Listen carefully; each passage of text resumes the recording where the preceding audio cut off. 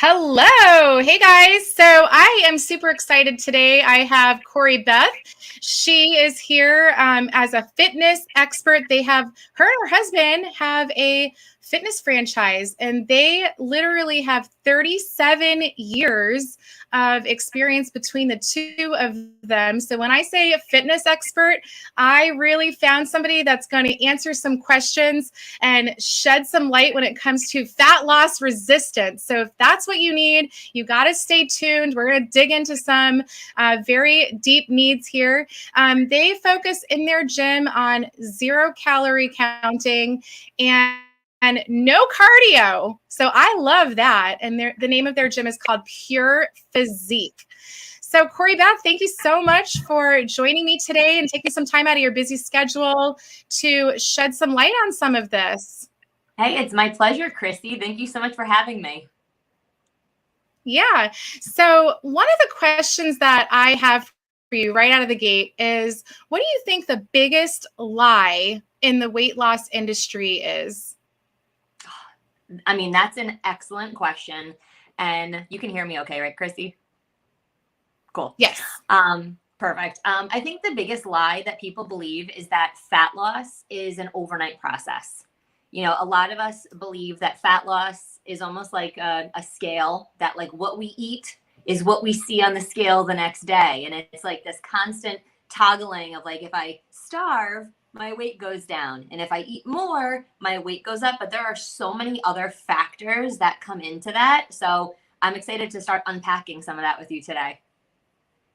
Sweet. Yeah. So what I know for me when it comes to weight loss, you're right. It's like, all right, what do I need to tweak and control in order to be able to really just make that scale change? And of course, everybody's like, how do I do this as quickly as possible? And I know that there are some common lies that I will tell myself. What do you think that your clients or people in general struggle with when it comes to weight loss, and a lie that they tell themselves? That's such a great question, Christy. I just think there's so much conflicting information out there that people will think that they should follow this path of being paleo, maybe. And then they see something about keto and they jump to that. And then they see this, bodybuilder that eats like a higher carbohydrate diet. So they jump to that. And I always say to clients, no matter which path you take, they're all going to work. They just won't all work together. And it's when we're straddling like a keto diet and a high carb diet. I mean, I'll tell you right now, I'll tell your listeners, the hack, that's the fastest way to gain a ton of weight, is if you're really high fat and you're really high carb. You will gain weight, you will gain fat. And a lot of people will straddle those lines because we see the next newest, shiniest thing, and we just want to jump because it worked for someone else. And that, I think, just puts us into a dangerous place because it's not going to work. Yeah. So we were talking about this earlier about how somebody's wanting to lose weight and they can actually start to gain weight. Can you talk a little bit more about that? Yeah, it's a great question. And we set our clients up for that. We'll let them know in the beginning, you may gain a little bit before you lose. Anytime that we change our eating habits, our body has to make an adjustment. And just like I mentioned, our body is not a scale. Our body is so much more like a thermostat. And when we're making those initial nutritional changes, inside, if our body could talk to us, it would say, whoa, what are you doing? Right? And so we may have an initial weight gain, but the whole thing is, when I say to clients, anytime that there's an up, we always have to balance that out when our body reaches balance or homeostasis. And so after that little increase, your body will lose some weight. And then you'll be here and maybe it'll gain a little bit, and then it'll lose a little bit, and then it'll gain a little bit. So we actually show clients, actual other clients, weight loss journey, and it's never linear like this. It's up, down, up, down, up, down, up, down. But so many people have the up and they freak out and they stop what they're doing. And I always say, it's like being 3 feet from gold. You're so close to the next drop. Trust that it may go up a little bit, and it's cool. It's okay. We're not talking 30 pounds. We're talking like 1, 2, 3, 4, maybe even 5. And a lot of that has to do with the water fluctuation in our body. So if it goes up initially, it's actually normal, and we shouldn't freak out about it. Okay, so let's say worst case scenario, somebody is trying to lose weight. They've got a goal in mind and they start gaining weight. Is there are there some questions or things that they should be asking themselves to make sure that they are actually, in fact, on the right path as opposed to on the path to continue gaining weight?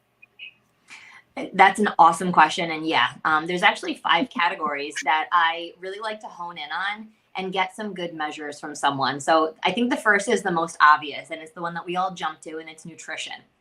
But let's make sure that we understand that's only one of 5 categories that we need to be paying attention to. So if we're gaining weight in the beginning, first question is, what is my nutrition like? Now, everyone that comes to me, Christy, says, but I eat healthy. That is such a subjective statement, because to them, it may be healthier that they get chicken at McDonald's instead of a burger at McDonald's. And either way, there's still a bun in there that's maybe not the best for us in the beginning because it's going to mess with our blood sugar, right? So we really have to discuss, what does healthy mean? So that's category 1. Category 2 is movement. Are you moving your body? Now, I'm not saying you have to go do CrossFit. In fact, our gym philosophy is probably the antithesis of CrossFit. We move very slowly. We're very measured in everything we do, which is why our workouts are only 30 minutes. We're extremely efficient. Now, if you're like, I don't have a gym membership or I can't move for whatever reason, you can still go for a walk, move your body, right? Exercise and resistance is good for you. So that's 2. The other 3 are our energy, our stress, and our sleep. So I could have somebody that's doing these 2 things over here. They got a great diet, they're moving their body, but they're staying up until 3 o'clock in the morning. And then they're getting up at 6 o'clock in the morning. You are not going to lose fat. You're also going to feel terrible, right? So we have to look at this really as a holistic unit. And that helps us to say, okay, if all these 5 things are not in place, and they don't have to be perfect, excuse me, none of us are, but we have to look at all these things, not just, hey, how's my nutrition? There's a whole bunch of other stuff that's going on over here that we have to pay attention to. Okay, so this might be another tough question, but this is something that a lot of my, potential customers, clients, they always say things. Well, they don't always. A lot of times they will struggle with the motivation to change their diet or the motivation to make any exercise moves, even just going for a walk. What would you say to that person? Like, what could that person do if they have that strong of a limitation where it's conflicting their desire to work out is limiting their ability to actually lose weight? It's a great question. And quite frankly, Christy, if I had to rely on motivation every single day, we wouldn't have a gym. We wouldn't have a franchise. I definitely would not be homeschooling my kids, because guess what? I didn't feel very motivated to do any of those things today when I woke up. So I think the first lie is that we're relying on something that changes like the wind. Something can happen. You can get an email about, your kid in school, or your bank account overdrew, right? Like, all those things can happen. And we're like, oh my gosh, right? How are you going to go work out? If you're relying on motivation, you are never going to reach the goals. It has to be a hormonal change. So inside our bodies, if we can balance out and get better control of our hormones from a gut standpoint, we want to eat healthier food, right? When we have not good bacteria in our gut, we are constantly being sent messages that say, eat sugar, eat carbs. I mean, listen, I'm somebody that was 30 pounds heavier than I am right now. I used to keep a container of icing in my closet with a spoon, because if you're going to be bad, you might as well make it convenient and be bad. And I literally was a closet eater, right? I was not motivated to work out. I was not motivated to eat healthy. But as soon as I took some of that sugar out of my diet, which was hard, so I'm not here to tell anybody it's going to be easy, my hormones in my body changed. And I found myself craving healthier foods. I found myself craving like a vegetable, which was so foreign to me at that point. So it's not a motivation issue. It actually is a hormonal issue. And the quicker we can correct hormones, the more efficiently we can make lifestyle changes. Okay. So then the big question is, how do you correct something like a hormone? What do you That's a do? great question. I love this one. Well, it's such a hot topic today, right? Like everybody's like, oh, I might have like a hormonal issue. Now, here's the crazy thing, right? We think hormones, we got to go to the doctor for that. The crazy thing is, you can actually impact your hormones with your food and your mood. I mean, that's like crazy to even think about. Like, wait a second, I don't have to go to the doctor, Corrie-Beth? No. Based on what we eat, we can change the hormones in our body. If I want to have some really nasty hormones going on, get my blood sugar all over the place, increase my insulin, right? I'm going to go eat some sugar. I'm going to go drink some soda. That's a great hormonal wreck for someone. Okay. Yep. You know, food, I'm also going to put in that category, supplements. We can take good, healthy probiotic, prebiotic, phytobiotic. There's even this new biotic called the postbiotic that actually gets in and not only helps to even out our hormones, but enables our body, the signals it sends to say, hey, burn some fat. I mean, that's like super winning, right? So food and supplements is what we're putting in our body. That literally, that's a hole. Your mouth is a hole into your body that changes the chemistry of your insides. Yes. And I think that we look too much to like the medical field, and there's a time and a place for that, but we look to them to like, can I just have a pill? Change what you're putting in your body. And if your doctor is not asking you what you're eating, you got to find a new doctor, right? Do not just go to a doctor that's like, here's a pill. Ask me about my diet. Ask me about what I'm eating to actually fuel my body. Now, mood is the other one, and this is actually pretty crazy. Our stress levels can actually cause our body to produce sugar, which is mind-blowing. So people are like, but I got a great diet. Yeah, but you're chronically stressed. And I ask clients to do like a self-rating, scale of 1 to 10. How stressed are you? Right? Everybody's 6, 7, 8. Hundreds of clients. Everyone's at 6, 7, 8. So everybody's chronically stressed. They're above 5. Your body could, I don't want to say could produce extra acid.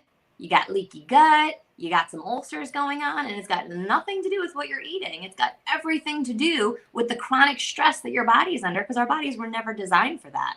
We were designed to have like fight or flight, right? Fight the saber-toothed lion or run from the saber-toothed lion. We were not designed to be under this chronic, constant stress. So the other thing, we can't change our life, but we can change the way we respond to our life. And so our ability to handle this stuff in life, because it's not going away, we all got stress, is to have more stress resilience. I'm going to point back to the supplements in helping us to increase our stress resilience so that we're not producing acid and producing sugar that's wrecking all the good food we're putting in our gut because our mood sucks. Awesome. That's insanely fun because you can, so what you're saying is just by getting yourself to sleep better and feel better, you can essentially lose weight and lose stress and improve your energy all simultaneously. Heck yeah. I think sleep is such an underrated weight loss tool. People never look at like, oh, I want to lose fat, I should sleep more. Well, if you slept at like 6, 7, maybe even 7.5 hours, your weight loss is going to be a lot easier. Yeah, because I think people tend to think, well, sleeping, you're not burning calories when you sleep, right? But there's this whole other reason why we should be doing the whole cycle for that effect. So, all right. So what would you say to someone who's watching right now and they're wondering, they're doing all the right things. They think they're eating healthy. They're doing a little bit of workout, maybe not like intense workout, but they're active and they think their stress levels are, fair. What would you say to that person? Do they need to, I lost an earring. Do they need to add in some type of nutrient supplementation?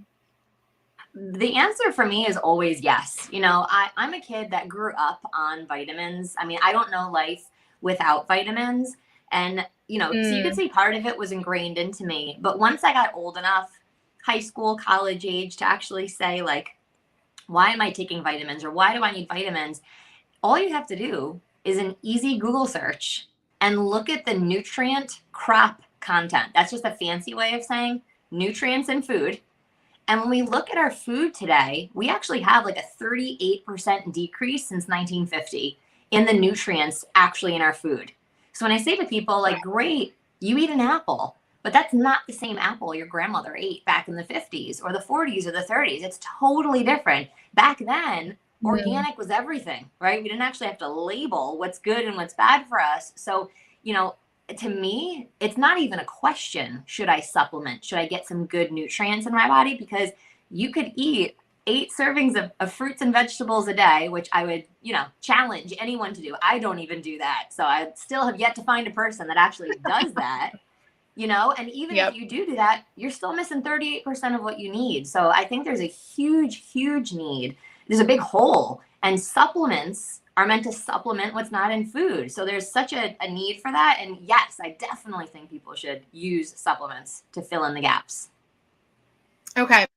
So let's just get real, right? We have this product. If somebody's feeling super resistant to weight loss, that does talk about all of the things that you just mentioned, where it helps with the sleep, it helps balance the hormones, it gets you in a better mood, so you have more stress resilience. And so it is literally a quadbiotic designed to support weight loss. And so nobody else has it. That's the best part. Would you suggest what should people do in order to get information about that? That's a great question. And in fact, I have one of those little guys that you're talking about. And I love it. It's so good. You know, I mean, listen, it's funny. Just to back up a little bit, you know, I know that everybody's goal is they want to have more energy. They want to feel more toned, right? I don't think people necessarily in 2022 are walking around saying like, I have to lose 5 pounds of fat. I think that was more of like a 90s conversation, but we want to feel more energized. Mm-hmm. We want to feel more toned. And the fastest way to do that is to lose fat, you know? So it kind of comes back to the first goal. It's all connected. So with this specific supplement, what we're doing is we're actually using natural ingredients, products that go into our gut and signal our gut, because hormones are signals. That's all they are. You know, it's kind of like just that electric signal that says, go do this or go do that. We're signaling our body that we want to decrease fat. And in effect, people are they're going to have more energy. They're going to sleep better. I mean, the fastest way to take pressure off of our knees, our feet, our joints, you know, I think the math is something like every 1 pound of fat lost takes about 8 pounds of pressure off our knees. I mean, that's insane. That's only a pound, you know? So something like this, that's actually going to help you along on that journey. Like, I want all the help I could get, you know? I can do it. I can, you know, eat well. I can move my body, but quite frankly, like, I'm like everybody else. Like, I want it a little bit quicker.